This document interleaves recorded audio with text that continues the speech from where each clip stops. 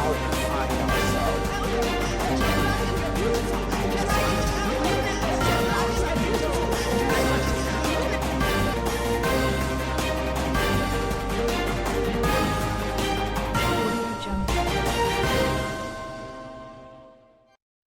In the news, bandits send handwritten letter to district head amid telecommunications shutdown in Sokoto state. Islamist militia group Al-Sunnah wal Jama'ah takes control of central Somalia. And in sports, Manchester United forward Rashford returns to full training after shoulder surgery. Details coming up shortly.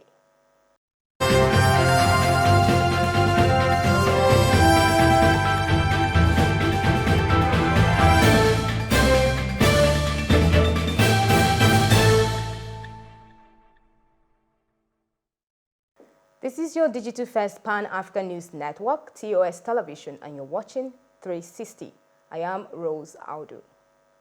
Bandits have sent a handwritten letter to the district head of Burkusuuma in Sabon Birni local government area of Sokoto state, asking him to gather ransom from families and friends of kidnapped victims in order to secure their release. The bandits, who mentioned names of the kidnapped victims in the letter, wrote the letter in Hausa language. The ransom letter was written by one of the kidnapped persons and addressed to Sarkin Rafin Burkusuuma, the district head of the area.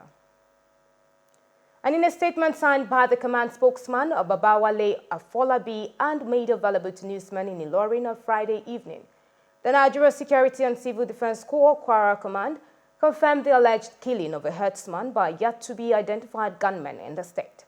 It was gathered that the incident happened a few days after a reported invasion of farm settlements at Oroago, allegedly by some gunmen.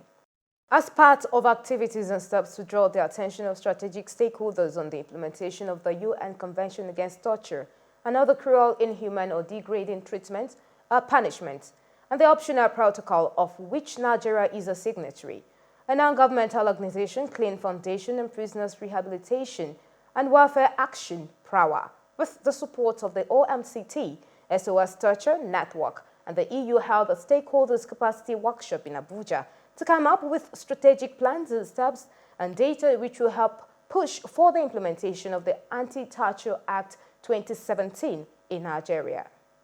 So what you have here today is for us to have a wider stakeholders engagement that is not just the two civil society organizations that are sitting and developing it, but that across the third sector you have people from the civil society sector, making their input into the document, largely based on their experiences working around trying to end torture in Nigeria in various ways. Initial report.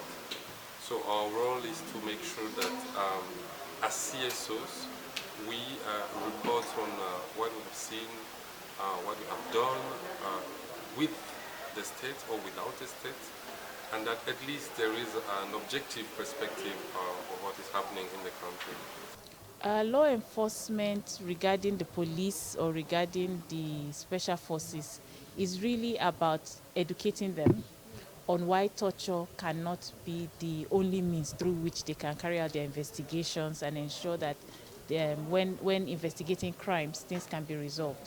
There's quite a lot of things that we need to be able to begin to deal with clearly.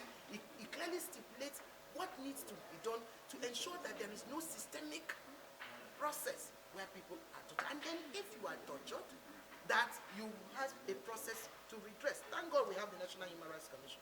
Thank God we have the courts. But what is the speed of dispensing this justice? How many people who are found to have tortured have actually been fully prosecuted and, found guilty and sanctioned?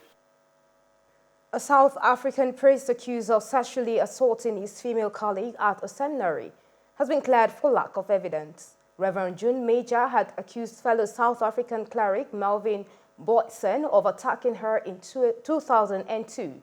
Just as the priest entered the room while they were being hosted by one of the families at the seminary and attacked her.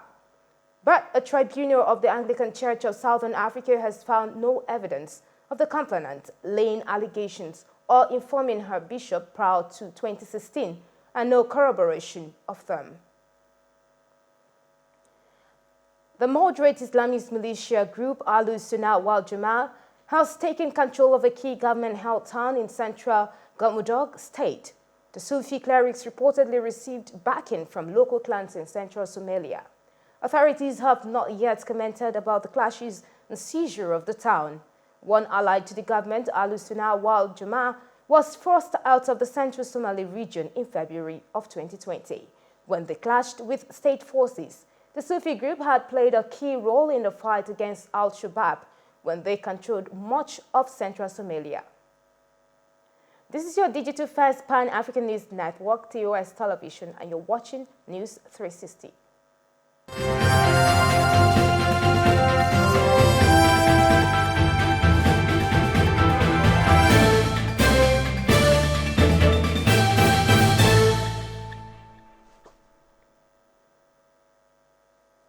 Welcome back. In a statement, Taiwan's Defense Ministry said 25 People's Liberation Army planes entered the southwestern part of the Air Defense Identification Zone during the daylight hours flying near the Pratos Island Atoll. Taiwan revealed 38 Chinese military jets flew into its air defense zone on Friday, the largest incursion by Beijing. The Defense Ministry said the planes, including nuclear-capable bombers, entered the area in 2 waves. It responded by scrambling its jets and deploying missile systems. And still on global news, the United Kingdom government said armed forces personnel will begin delivering petrol to garages across the country from Monday. It was also announced that up to 300 overseas fuel tanker drivers will be able to work in the UK immediately until the end of March. There have been long queues at petrol stations this week after a shortage of drivers disrupted fuel deliveries. Moving on to business news, the Minister of the Federal Capital Territory, Mohamed Bello, has said FCT generated 92 billion internally generated revenue in 2020. Speaking at the 2021 Federal Capital Territory International Revenue Service stakeholders retreat held in Lagos, he disclosed that Lagos State remains the highest revenue earner in terms of internally generated revenue. According to him, available statistics reveal that Lagos State topped the 36 states and the FCT with the highest IGR in 2020, generating not less than 418.99 billion naira. It also got the highest per capita of 31,794 billion naira. And Super Eagles winger Moses Simon has been voted the winner of the Nantes Player of the Month award for September. The French club announced on Thursday that Simon secured 53.23% of the total votes cast by the club's fans to claim the individual honors of the second consecutive month. The Nigerian international also backed the award in August after a string of consistently brilliant performances. And still on sports, Manchester United forward Marcus Rashford took part in full training on Friday for the first time since having shoulder surgery. The 23-year-old England international has not played since coming on as a substitute in July's Euro 2020 final. He had been troubled by the shoulder problem for months and had an operation at the start of August. And that is TOS News 360 on your digital first Pan-African News Network. For more updates, visit www.tostvnetwork.com. Do follow and like our social media handles on Facebook, Twitter, and Instagram. Remember to subscribe on YouTube. Do stay with us and enjoy more programs on TOS Television Network. I am Rose Audu, and many thanks for watching.